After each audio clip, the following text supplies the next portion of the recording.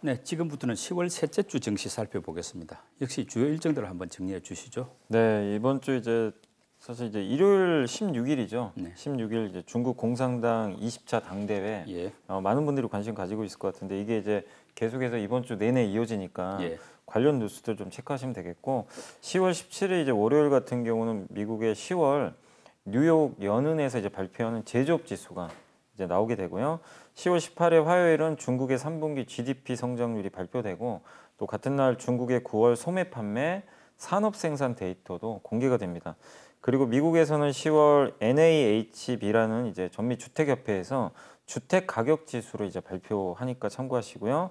또 같은 날 넷플릭스가 실적 발표가 좀 예고가 돼 있습니다. 수요일인 10월 19일은 미국 연준에서 발표하는 그 베이지북, 예. 요게 좀 발표가 경제 동향 보고서. 예, 맞습니다. 예. 그리고 유럽에서 EU에서 9월 소비자 물가 지수가 발표되고 테슬라가 그날 실적 발표가 예고가 돼 있다고 합니다. 10월 20일은 중국의 대출 우대 금리가 결정이 되고요. 그리고 미국에서 9월 경기 선행 지수, 그리고 인텔이 실적 발표가 예고가 좀 돼 있고요. 10월 21일 금요일은 한국의 10월 달 1일부터 20일까지 그 수출입 통계, 무역 수지가 발표가 되고 미국은 그날 옵션 만기일이 예정이 돼 있습니다. 네.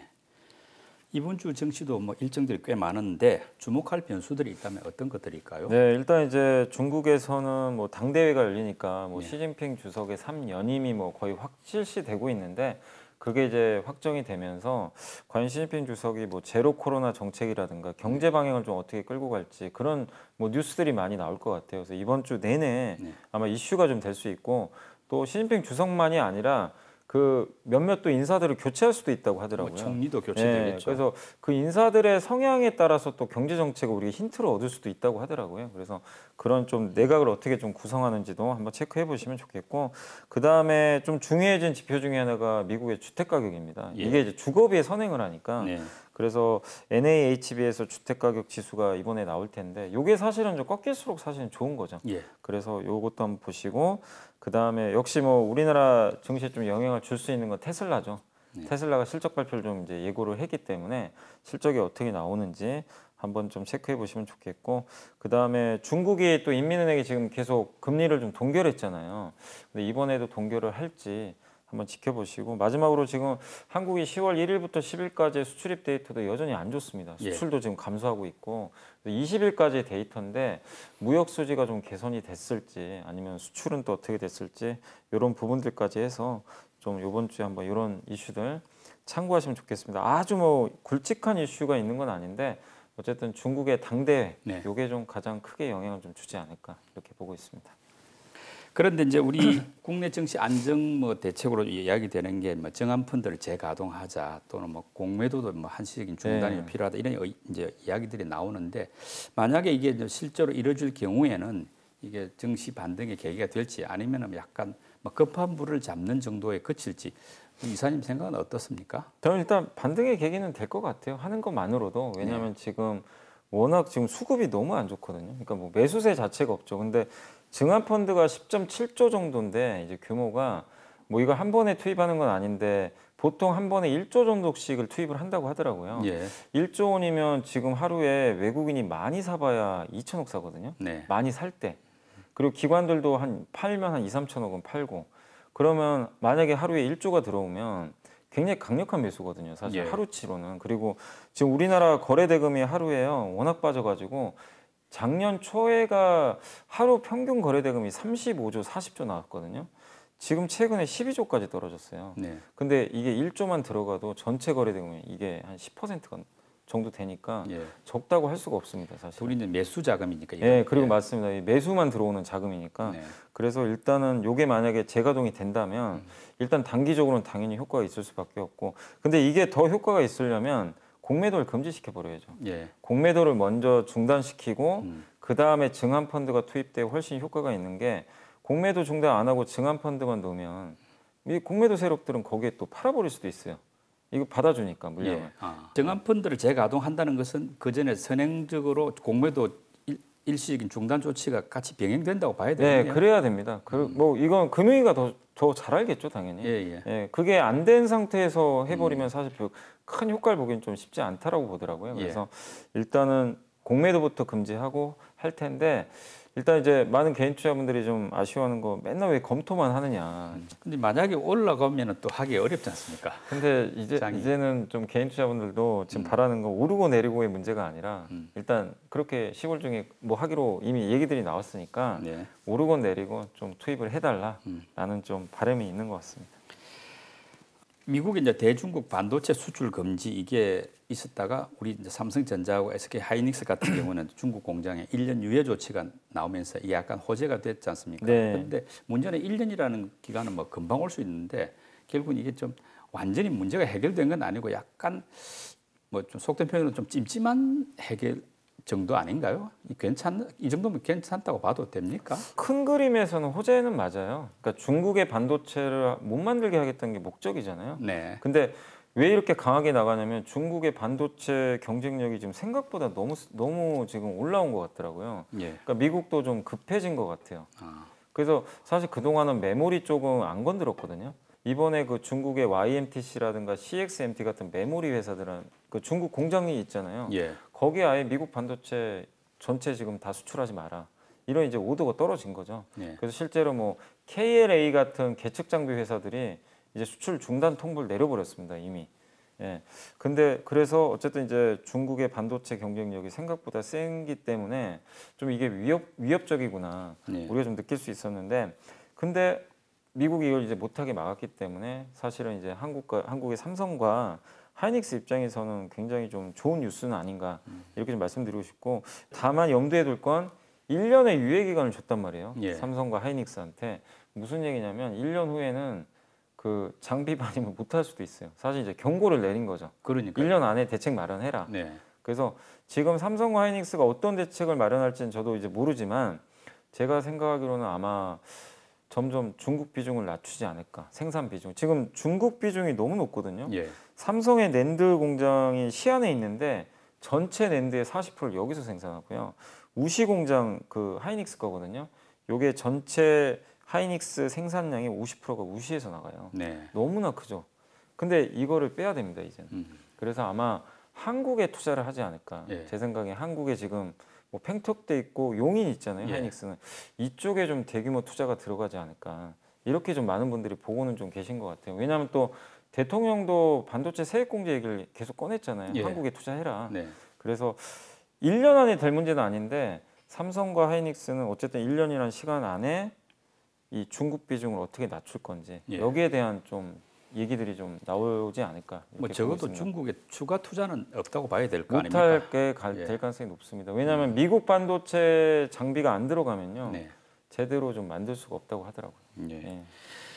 최근 약시장에서도 반도체주는 상대적으로 좀 선방한 편이었는데 뭐 이런 부분에서의 호재도 있습니다만 그 외 다른 또 부분 어떤 배경이 있길래 반도체주가 그럭저럭 잘 버티는지 또 외국인도 매수하는지 이것도 좀 궁금합니다. 일단 그러니까 그거 같아요. 큰 틀에서는 두 가지죠. 아까 말씀드린 이제 중국 규제가 네. 결국엔 호재고 예. 중국 규제 해가지고 뭐 사실 예전에 그 기억하시겠지만 OCI LG 디스플레이 사건 기억하실 거예요. 네네. OCI가 세계 1등이었거든요 한때. 예. 중국이 끼어들면서 폴리실리콘에서 엄청난 적자 봐가지고 주가 10분의 1턱 나버렸고 LG 디스플레이는 지금도 적자잖아요. 그러다 보니까 공포스러운 거죠 사실은 반도체까지 잘해버리면. 예. 근데 그게 어쨌든 차단돼서 일단 리스크 하나가 해소됐고 두 번째가 지금 공급 과잉 상태잖아요. 예. 공급 과잉 상태에서 중국의 반도체가 좀 생산이 늘어나면 공급 과잉이 더 심해집니다. 네. 근데 이제 중국을 못 만들게 만들면 공급이 이제 제한되고 거기다가 얼마 전에 마이크론도 우리 감산한다. 예. 이 시그널을 줬어요. 2019년도에 초에 반도체 가격도 급락하고 업황 안 좋았는데 주가는 반대로 올라갔습니다. 그때 똑같았어요. 감산 얘기 나왔어요. 네. 투자 줄이고. 그러면 주가 먼저 올라갔거든요. 그러니까 지금도 똑같습니다. 그리고 그 일본의 키옥시아도 낸드 플래시 쪽인데 우리 30% 감산한다. 발표를 했기 때문에 과거에 학습 효과가 있는 것 같아요. 네. 재고가 지금 너무 많은데 재고 줄이는 방법은 많이 고객이 사주거나 만드는 사람이 줄여버리면 됩니다. 근데 사주는 사람은 없어요.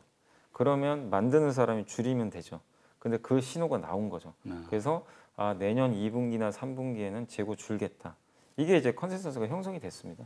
그래서 반도체주가 좀 올라갔다라고 보시면 되겠습니다. 2차 전지는 뭐 실적도 괜찮았고 또 주가도 상대적으로 양호했는데 지금 앞으로 이제 어떻게 전망이 될 거냐 이게 궁금한데 어떻게 보십니까? 2차 전지 쪽은 여전히 뭐 이번에 LG엔솔도 실적도 잘 나왔더라고요. 3분기 실적도 굉장히 잘 나왔고 숫자도 잘 나오는데 뭐냐면 이게 왜 이렇게 2차 전지 섹터가 그래도 이렇게 잘 버티냐면 지금 주식시장에서 기업들 빠지는 거 가장 큰 이유가 그거죠. 이제 그 성장에 대한 이제 우려 때문이죠. 그러니까 반도체도 똑같아요. 이거 이제 성장 꺾이고 재고 쌓이고 실적 감익할 것 같고 근데 2차 전지는 여기서 자유롭습니다. 뭐냐면 2차 전지는 재고 이슈가 별로 없어요. 왜냐하면 지금도 성장을 계속하기 때문에 재고가 오히려 부족하죠. 지금 공급 부족 상태고 거기다가 가장 큰 시장이 미국인데 미국이 이제 막 열리잖아요. IRA 법안을 통해 가지고 이게 열리기 시작을 했고 그러다 보니까 수요 걱정도 별로 없어요. 지금 거기다 또 한 가지 더 강했던 이유가 중국과 경쟁하잖아요. 근데 중국을 대체할 수 있는 산업이고 또 중국이 미국에 못 들어가기로 이제 돼버렸잖아요. 지금 분위기상.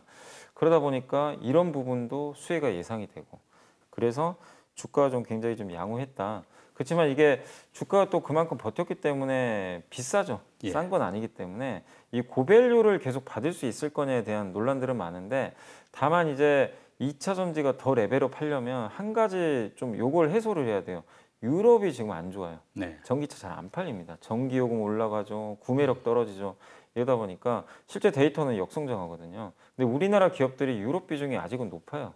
미국은 아직은 안 열렸기 때문에 많이 본격적으로 열리는 건 아니죠. 근데 기대감은 반영은 했지만 그래서 실제 숫자는 다 유럽에서 나오거든요. 그래서 여기서 레벨업을 하기 위해선 유럽이 판매량이 다시 돌아서야 됩니다. 근데 그게 안 보이면 주가는 뭐 빠지진 않더라도요 오르기도 어려운 좀 정체된 현상이 보일 수 있다. 그래서 유럽을 보시면서 좀 판단을 또 앞으로 내려봐야 될 것 같습니다. 그 바이오주죠. 신라젠이 2년 5개월 만에 이제 거래가 재개됐고 하면서 뭐 전체적으로 바이오 시장에도 영향을 미치고 있는데 지금 바이오들 그동안 썩 좋지가 못됐지 않습니까? 뭐 앞으로 상황 전망은 어떻게 보십니까? 일단 이제 신라젠은 이제 나홀로 급등을 했죠 사실상. 그래서 뭐 신라젠은 별개로 보셔야 됩니다. 신라젠 갔다고 바이오가 다 간다 이렇게 보실 필요는 좀 없는 것 같고 또 근데 신라젠을 가면서 바이오주 수급이 몰리는 효과도 있지 오히려 않습니까? 첫날은 안 좋았어요. 첫날은 다른 바이오가 다 빠져버리고 신라젠만 갔는데 둘째 날은 이제 다 같이 가는 그런 좀 오히려 좀 긍정적인 흐름도 나왔는데 다만 신라젠이 뭐 팩사백이라든가 임상 성공 이런 기대감으로 가면 다 같이 연속적으로 또 오를 텐데 그건 아니었기 때문에 신라젠 효과는 그렇게 오래 가지는 않을 걸로 좀 보고 있고 다만 바이오주들이 지금 너무 많이 빠진 상태고 바이오도 이렇게 보시면 좋을 것 같아요. 개별 기업마다 지금 별로 호재는 없어요. 이 개별 기업마다 호재가 좀 나오고 이루어지면 좋은데 학회도 좀 어느 정도 끝났고 그래서 결국엔 똑같아요. 게임주나 인터넷처럼 금리가 좀 꺾여줘야 됩니다. 그래서 금리가 꺾일 때 좀 같이 갈 수 있다. 성장 산업이니까. 성장 산업이니까 그게 좀 먼저 우선순위 같고 그리고 어쨌든 이제 유한양행이라는 기업이 지난주에 보니까 공시를 냈는데 임상 3상 결과가 나쁘진 않았던 괜찮았던 걸로 좀 나와 있거든요. 그래서 이렇게 큰 대표 기업들이 임상 데이터가 그래도 꾸준히 좀 잘 나와주면 훈풍이 좀 불겠죠. 그래서 개별 기업들의 임상 결과랑 그 다음에 제일 중요한 건 금리 이 두 가지가 좀 결합이 될 때 어쨌든 바이오주들의 좀 랠리는 더 이어질 수 있는데 그 부분은 계속 좀 우리가 그 뉴스나 이런 거 체크하시면서 확인하는 게 좋을 것 같습니다. 뭐 약세장 속에서 배당주에 대한 관심들이 높은데요. 우리가 몇 번 짚어봤습니다만은 지금 뭐 고배당주들 어떤 게 지금 부각되고 있는지 다시 한번 살펴봐 주셨으면 합니다. 네, 일단 이제 업종으로는 역시 은행주가 배당이 제일 높습니다. 은행주가 주가가 이번에 많이 빠져가지고요. 일부 지방은행주는 지금 9%가 넘습니다. 배당 수익률만 해서. 그래서 은행주가 좀 많고 그 외에 통신주하고 보험주 이쪽이 이제 가장 좀 배당 수익률 면에선 좀 매력적이고 분기 배당 안 주고 그냥 연말 배당만 고려했을 때 배당 수익률이 높은 게 가장 높은 기업이 BNK 금융지주입니다. 은행주죠. 지방은행인데 9%가 좀 넘는 걸로 나와 있고 효성이 8.8%입니다. 지주회사. 그리고 기업은행이 8.75%, 그리고 삼성증권이 7.85%고요. DB손해보험이 7.2%, KT는 6.2%. 요 정도 지금 예상을 하고 있어요. 그래서 이거는 예상입니다. 네. 물론 왜냐하면 이제 배당금이 확정된 건 아니고 올해 예상 순이익 기준으로 배당 성향 고려했을 때 예. 요 정도 나온다. 그래서 이 기업들은 분기 배당을 안 줬기 때문에 연말까지 만약에 보유하시면 요 정도 배당은 좀 나올 수 있다라고 네. 하시고, 근데 분기 배당까지 좀 감안했을 때 분기마다 주는 기업들이 있잖아요. 예. 그런 기업 중에서 좀 매력적인 기업은 포스코. 네. 그래서 1년 전체로는 6.9% 배당 나오고요. SK텔레콤도 분기마다 주거든요. 네. 그래서 6.9%. 분기 기준으로 한 1.6% 정도 매 분기마다 네. 이 정도 수익률은 나온다라고 보시면 되겠습니다. 예. 뭐 11월 초 FOMC 이전까지 또 약간 눈치 보기 장세가 이어질 것 같은데 뭐 이런 상황에서 뭐 지금 긴축은 뭐 되고 있으니까 상대적으로 뭐 잘 버틸 걸로 보는 업종 어떤 분야로 보십니까? 일단 이제 좀 긍정적인 건 반도체가 최악인데도 주가가 올라가니까 네.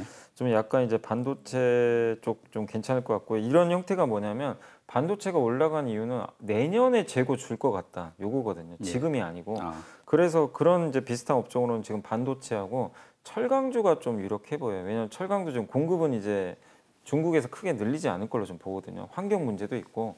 근데 내년에 적어도 올해보다는 중국이 좀 부양책을 좀 더 쓸 가능성이 좀 높기 때문에 그런 좀 비슷한 류로 반도체와 철강을 한번 보시면 좋겠고, 그 다음에 요거는 뭐 금리나 이런 거 상관없이요.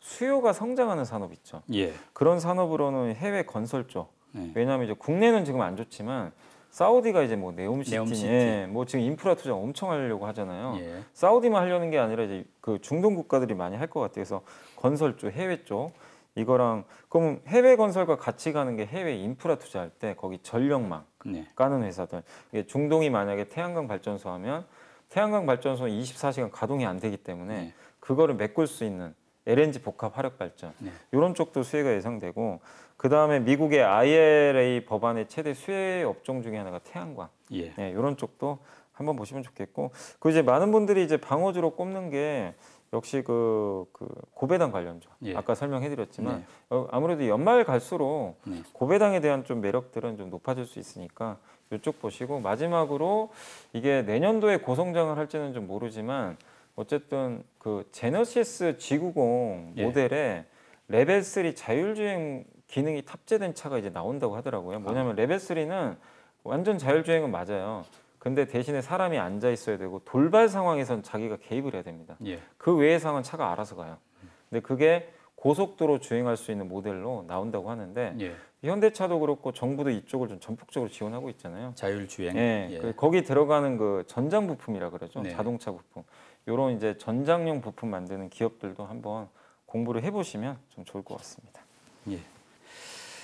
초보 투자자들을 위한 팁 제공 순서 연불리 보고서 오늘은 어떤 내용 준비해 오셨습니까? 오늘은 그 하나증권의 김규상, 김두현, 최재호, 김현수 연구원이 네 분이 쓰신 건데 2차 전지 중에서 그 장비 회사들 네. 그것만 좀 쓴 자료입니다. 그래서 많은 분들이 항상 뭐 양극재, 음극재 이런 걸 좀 많이 보셨을 텐데 장비주도 한번 관심 가지시면 좋겠고, 네. 그 투자해야 되는 이유에 대해서 좀 설명을 해놨는데, 국내 배터리 3사 합산 생산 능력이 2020년도에 150기가와트였거든요. 네. 근데 이게 350기가와트까지 이제 지금 늘어났다고 합니다. 2022년 기준으로. 네. 그래서 한 2배 이상 좀 성장을 했고, 그리고 우리나라 기업들이 지금 중국 제외하고는 전 세계 1등이잖아요. 예. 3사가.